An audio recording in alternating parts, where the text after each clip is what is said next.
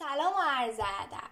امروز میخوایم با هم دیگه ببینیم برای اینکه کارآفرین بشیم و ایده نو به ذهنمون برسه در مورد اون کسب و کار باید چیکار کنیم.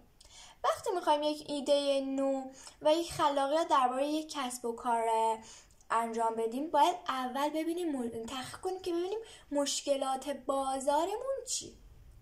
بعد بشینیم درباره اون موضوع ایده پردازی کنیم، خلاقیت به خرج بدیم. بعد که ایده‌مون رو دیدیم خوب بود و با بقیه ایده ها مقایسه کردیم، دیدیم از همش بهتر بود، میریم در مورد برنامه‌ریزی اون کسب و کاره تحقیق میبینیم چجوری باید برنامه‌ریزیش کنیم. و قدم بعدی اینکه منابع مالیش رو ببینیم چه منبع مالی احتیاج، چقدر هزینه میبره و اینکه بازاریابی و فروش مهمترینش.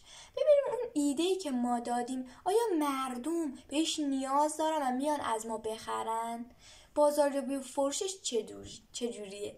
بزن بریم که یه مبحث دیگه میخوام بهت یاد بدم.